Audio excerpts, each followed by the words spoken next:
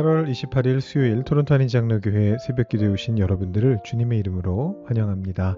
오늘 수요 예배가 있는 날입니다. 우리 김요한 목사님께서 끝인사라는 제목으로 수요 예배 설교를 하시는데요. 여러분 많이 오셔서 은혜 받으실 수 있는 시간 되시기를 바랍니다.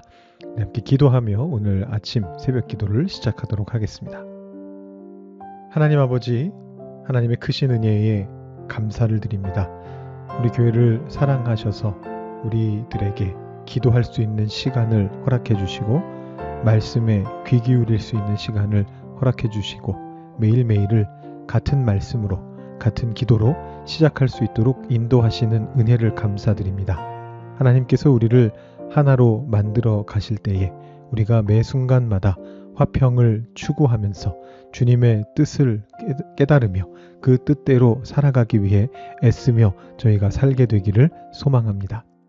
내가 옳은 길을 가고 있다고 믿을 때 내가 때로는 좀 안 좋은 태도를 가지게 될 때도 있지만 하나님 앞에서 우리가 겸손한 자로서 언제나 주님의 뜻에 복종하는 마음으로 언제나 겸손하게 살아갈 수 있는 저희들 되게 하여 주시옵소서. 어떤 상황에서나 어떤 사람들 앞에서든지 언제나 하나님을 드러내는 겸손한 태도를 가질 수 있는 저희가 되게 하여 주시고 오늘 하루의 삶을 통해서 많은 사람들이 우리를 보며 하나님을 만날 수 있도록 주님 우리 삶 속에 주님의 은혜로 역사하여 주시옵소서. 주님께서 함께 하시기를 소망하며 예수님의 이름으로 기도드립니다. 아멘. 오늘 우리에게 주시는 하나님의 말씀은 다니엘서 11장 36절부터 12장 4절까지의 말씀입니다. 다니엘서 11장 36절부터 12장 4절까지의 말씀 제가 봉독해 드리겠습니다.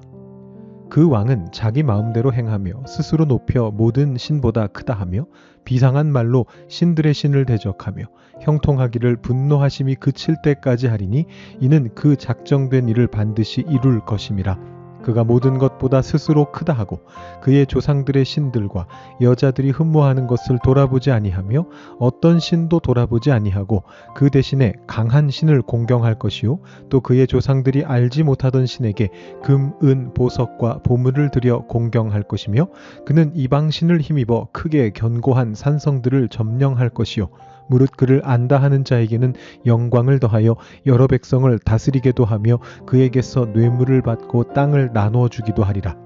마지막 때에 남방왕이 그와 힘을 겨룰 것이나 북방왕이 병거와 마병과 많은 배로 회오리 바람처럼 그에게로 마주와서 그 여러 나라에 침공하여 물이 넘침같이 지나갈 것이요 그가 또 영화로운 땅에 들어갈 것이요 많은 나라를 패망하게 할 것이나 오직 에돔과 모압과 암몬 자손의 지도자들은 그의 손에서 벗어나리라. 그가 여러 나라들의 그의 손을 펴리니 애굽 땅도 면하지 못할 것이니 그가 권세로 애굽의 금, 은과 모든 보물을 차지할 것이요 리비아 사람과 구스 사람이 그의 시종이 되리라. 그러나 동북에서부터 소문이 이르러 그를 번민하게 하므로 그가 분노하여 나가서 많은 무리를 다 죽이며 멸망시키고자 할 것이요 그가 장막 궁전을 바다와 영화롭고 거룩한 산 사이에 세울 것이나 그의 종말이 이르리니 도와줄 자가 없으리라. 그때에 네 민족을 호위하는 큰 군주 미가엘이 일어날 것이요 또 환란이 있으리니 이는 개국 이래로 그때까지 없던 환란일 것이며 그때에 네 백성 중 책에 기록된 모든 자가 구원을 받을 것이라. 땅의 티끌 가운데에서 자는 자 중에서 많은 사람이 깨어나 영생을 받는 자도 있겠고 수치를 당하여서 영원히 부끄러움을 당할 자도 있을 것이며 지혜 있는 자는 궁창의 빛과 같이 빛날 것이요 많은 사람을 옳은 대로 돌아오게 한 자는 별과 같이 영원토록 빛나리라. 다니엘아 마지막 때까지 이 말을 간수하고 이 글을 봉함하라. 많은 사람이 빨리 왕래하며 지식이 더하리라. 아멘. 독선이라고 하는 것이 좋지 않다라는 것은 누구나 압니다. 나 혼자 옳다고 믿고 다른 사람들의 의견을 무시하면서 막 달려가는 거죠. 그게 안 좋다라는 건 누구나 아는데요. 자기가 그런 상황에 처하게 될 때 스스로 자기 자신이 독선적이다라고 알아차리는 사람은 또 많지가 않습니다. 이 자기 객관화가 잘 되지 않는 겁니다. 남이 그렇게 하고 갈 때는 야, 저 사람 독선적이야 이렇게 막 비판하다가도 자기가 그런 상황이 되면 야, 내 말이 맞는데 왜 나 안 따라와 이러면서 막 끌고 나가려고 하죠. 자신이 옳다고 굳게 믿는 사람들의 행동은 독선적이고 폭력적이 될 수 있는 위험이 늘 있습니다. 그 자신이 옳다라고 믿는 정도가 강하면 강할수록 그 행동도 강해질 수 있죠. 그렇지 않겠습니까? 내 생각과 내 해석이 혹시라도 조금이라도 틀리거나 혹은 다르게 해석될 여지가 있다라는 생각을 하는 사람이라면 아무래도 자신이 무조건 옳으니까 나만을 따르라 이렇게 다른 사람들을 다그치기가 힘들 겁니다. 그런데 자신의 해석이 확고부동하게 옳다라고 믿게 된다면 자신의 입장을 남에게 강요할 가능성도 그만큼 높아지게 됩니다. 자, 오늘 말씀 속에서 우리는 옳은 길을 걸어가는 자들이 어떤 태도를 가져야 할지에 대해서 생각해 보게 됩니다. 안티오쿠스 4세라는 왕과 그리고 이 다니엘서의 말씀을 듣는 성도들을 통해서입니다. 이 다니엘서의 마지막 부분은 다시 한번 안티오쿠스 4세 시대의 상황에 집중합니다. 계속해서 이 안티오쿠스 4세라는 왕이 등장했었죠. 묘사되기는 굉장히 강력한 왕으로 이 다니엘서 안에서 묘사가 됩니다만 이 안티오쿠스 4세라고 하는 왕은 사실은 셀류시드 왕조에서 아주 강력한 황제는 아니었습니다. 이 사람의 시대에는 이 왕조의 전성기가 막 지나간 이후였습니다. 그래서 이 안티오쿠스 4세는 몰락해가는 이 셀류시드 왕조를 지켜내기 위해서 마지막으로 국가를 중흥시키려고 애썼던 그런 왕이었습니다. 셀류시드 왕조의 전성기를 이룩했던 왕이 누구냐면 안티오쿠스 3세입니다. 이 안티오쿠스 4세보다 2번 먼저 있었던 왕입니다. 그 사이에 다른 이름을 가진 왕이 짧게 다스렸는데 거의 바로 직전이라고 보시면 돼요. 이 안티오쿠스 3세가 셀류시드 왕조의 전성기를 이룩했습니다. 지난번에 보여드렸던 지도 김연 목사님도 한번 보여주셨는데 그 지도의 땅을 차지하고 있었던 시대는 쉽게 말하면 안티오쿠스 3세 시대 전성기 때입니다.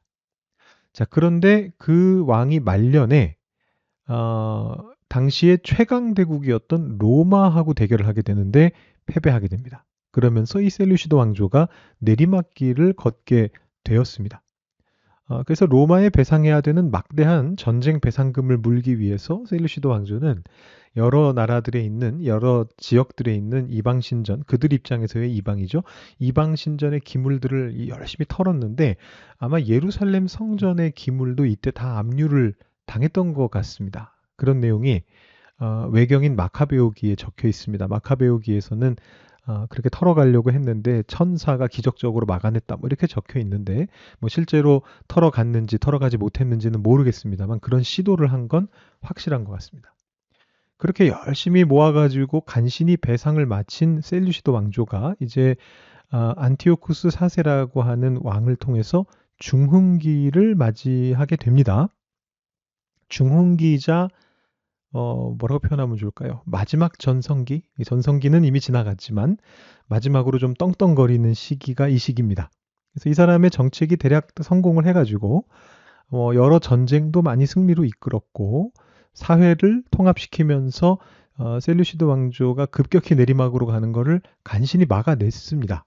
그렇지만 이 왕이 엄청나게 위대하고 강력한 왕은 아닌 겁니다. 그냥 간신히 나라의 몰락 정도를 막아냈던 왕이다. 이렇게 볼 수가 있습니다. 근데 자, 여기서 재밌는 일이 벌어지거든요.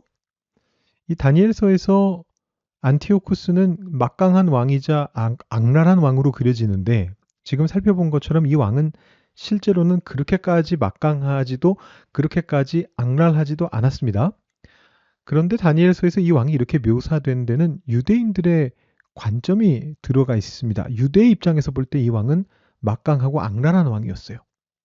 이 안티오쿠스 4세가 중흥기를 열기 위해서 뭘 했냐면 여러 가지 정책들을 펼쳤는데 대부분의 정책이 다 성공했습니다. 그런데 이 정책이 문제가 되는데요. 사회 통합을 위해서 이전까지 유지되던 다른 종교에 대한 유화적인 정책을 폐기합니다. 이전까지는 일종의 종교 다원주의라고 표현할 수도 있겠습니다만 각 지역의 지방 종교들을 다 인정해 줬습니다.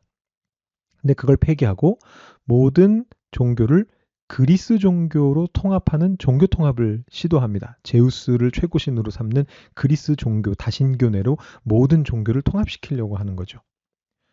안티오쿠스 3세 시절에는 유대교가 이 셀류시드 왕조의 공식 국가 종교 중에 하나였습니다. 그리고 유대 지방에서는 사실상 유일한 종교였습니다. 물론 그리스 종교가 들어와 있긴 했습니다만 그래도 성전 제사에는 영향을 주지 않았기 때문에 유대인들은 안심하고 하나님을 섬길 수가 있었어요.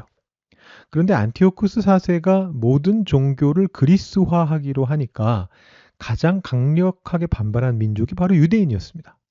그래서 사회 통합을 위해서 시도했던 정책이 오히려 사회를 분열시키게 된 겁니다. 그래서 결국은 여러 차례의 반란 시도 끝에 그 유명한 유다 마카베오의 반란이 성공을 거두게 되면서 이 유대 땅은 일시적으로 몇십 년 동안 자체적인 왕조를 수립하게 됩니다. 독립하게 되는 겁니다. 하스모니안 왕조라고 하는 왕조인데요. 자, 여러분 그런데 생각해 보십시오. 사실 지난번에 지도에서 보셨던 것처럼 셀류시드 왕조는 영토가 엄청나게 넓습니다. 전성기는 지났다고 해도 여전히 그 대부분의 지역을 지금 다스리고 있는 나라입니다. 그 북쪽으로는 터키까지 올라가고요. 남쪽으로는 이집트하고 싸우고요. 동쪽으로는 어디까지 가느냐 하면 그 인도 근처까지를 다스려요. 어마어마하게 넓은 땅입니다. 어마어마하게 넓은 땅을 다스리고 있는데 이 거대한 영토에서 유다 땅은 사실은 한 줌밖에 되지 않습니다. 이 부자가 망해도 3년은 간다고 이 왕조가 내리막이어도 여러분 그 땅 크기를 한번 보십시오. 유다가 어디 상대나 되겠습니까? 이 안티오쿠스 4세도 인도 근처까지 가서 원정을 했고 승리를 했습니다. 그럴 만큼 강한 군사력을 가진 나라였거든요. 그런데 유다 마카베오의 반란을 제압하지 못하면서 결국은 이 셀류시드 왕조가 완전히 망하는 길로 들어서게 됩니다. 제가 아까 말씀드렸잖아요. 안티오쿠스 4세가 사실상 마지막 전성기를 구가했다. 그리고 이 왕조가 어떻게 되느냐 하면 쭉쭉쭉 몰락합니다. 유다인들의 반란이 직접 셀류시드 왕조를 무너뜨린 건 아니에요. 유다인들은 그냥 자기네 땅에서 자기네 왕조를 만드는 정도 성공시켰을 뿐입니다. 그런데 이 전쟁을 제어하지 못했기 때문에 거기에 계속해서 군사력을 쏟아부었거든요. 몇만 명을 쏟아부어도 게임이 끝나지 않으니까 이것이 수렁이 됩니다. 마치 그 과거에 세계를 지배할 만큼 떵떵거리던 그 미국이 월남전이라고 하는 수렁에 빠져들어가지고 사실 미국의 군사력에 비하면 진짜 별거 아닌 그 베트콩들한테 이렇게 휘둘렸던 것하고 비슷한 거고요. 또 최근에 그 강대국 러시아가 우크라이나 전쟁을 빨리 못 끝내고 장기화하게 되면서 지금 경제와 군사와 온갖 곳에서 아주 큰 타격을 받고 있는 것과 비슷하다고 볼 수 있습니다. 그러니까 그 작은 유다의 반란을 진압하지 못함으로써 셀류시드 왕조가 계속해서 힘들어지고 몰락하게 되고 결국에는 불과 안티오쿠스 4세 사후에 불과 5, 60년 지난 후에 시리아 지역만을 다스리는 아주 작은 국가가 되어버립니다. 그리고 유명한 폼페이우스에 의해서 로마에 병합되어 버립니다. 그렇게 나라가 없어져 버렸습니다. 여러분 이 역사를 쭉 들으셨는데요. 하나님의 역사가 굉장히 흥미롭습니다.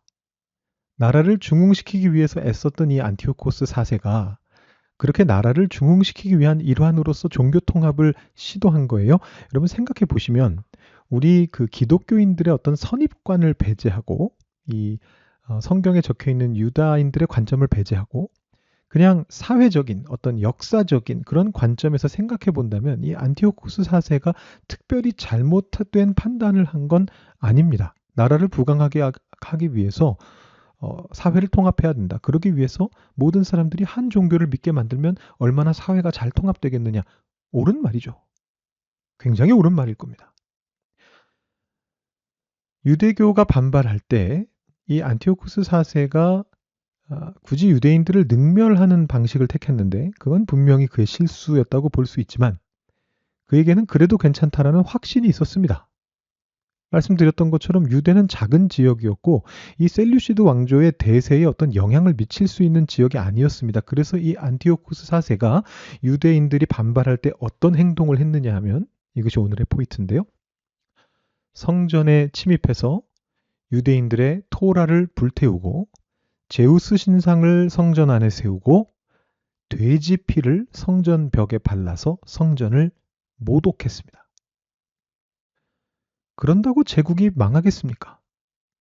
그 작은 땅에 그 성전 한 곳에다가 모독적인 행동을 했다고 해서 제국이 망할까요?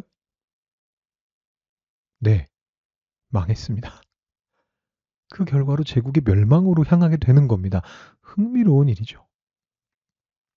역사에 만약은 없습니다만 만약에 이 안티오쿠스 4세가 종교 통합 정책을 펼치지 않았다거나 혹은 그런 정책을 펼쳤더라도 유대가 작다는 이유로 저렇게 폭력적이고 모독적인 태도로 정책을 펼치지 않고 적당히 합리적인 수준에서 정책을 펼쳤더라면 결과는 달라졌을 수가 있습니다. 유대인들 입장에서도 제국과 싸운다라는 선택지는 쉬운 선택지가 아니거든요. 누가 반란을 일으키더라도 유대 백성들이 전체적으로 같이 힘을 합쳐줘야 그런 반란이 성공할 수도 있는 건데 만약에 제국에서 어느 정도 유화적인 태도를 취했다면 반란은 그냥 반란으로 끝나고 말았을 거예요. 근데 너희 유대 나라 따위 그 작은 지방 따위가 어떻게 되든 나는 상관없다. 속된 말로 말해서 까라면 까. 이렇게 생각하면서 아주 유대인들을 이 성전을 이 하나님을 모독하고 능멸하는 태도를 취했던 것 때문에 극단적으로 말하면 바로 그 태도 때문에 이 제국이 몰락하는 것입니다. 오늘 말씀을 정리해 봅니다. 우리의 신앙을 다시 점검하면서 우리는 옳은 길을 가고 있는가 반드시 생각해 봐야 됩니다. 중요한 것입니다. 그런데 그것만으로는 부족합니다. 우리는 우리의 신앙을 점검함과 동시에 우리의 태도 또한 다시 점검해야 됩니다. 우리가 옳은 길을 걷는다고 해서 다른 이들을 모독하는 그런 태도를 굳이 취할 이유가 있을까요? 내 길만이 옳고 너희들의 길은 옳지 않다라고 그렇게 폄하하는 태도를 가질 필요가 있겠습니까? 오늘 말씀은 이렇게 말하고 있습니다. 지혜 있는 자는 궁창의 빛과 같이 빛날 것이요 많은 사람을 옳은 대로 돌아오게 한 자는 별과 같이 영원토록 빛나리라. 이 말씀은 옳은 길을 걸으라 라는 명령의 말씀이자 동시에 옳은 길을 걷는 자들의 태도가 어때야 하는가를 알려주시는 지혜의 가르침의 말씀입니다. 여러분, 지혜자는 혼자 옳은 길을 걷는 사람이 아니고 많은 사람을 옳은 대로 돌아오게 하는 자입니다. 남을 모독하고 비하하고 빈정거리는 태도는 옳은 길을 걷는 지혜자의 태도가 아닙니다. 내가 옳은 길을 올바로 걷고 있다라고 믿으면 믿을수록 우리는 나 자신의 태도가 어떠한지를 늘 겸손하게 살펴봐야 됩니다. 왜냐하면 혹시라도 그 나의 태도가 다른 사람들에게 걸림돌이 돼서 작은 소자 하나를 실족하게 만들 수도 있기 때문입니다. 사랑하는 토론토 한인 장로교회 성도 여러분, 옳은 길을 걸으십시오. 옳은 태도로 그 길을 걸으십시오. 하나님께서 약속하십니다. 많은 사람을 옳은 대로 돌아오게 한 자는 별과 같이 영원토록 빛나리라. 기도하시겠습니다.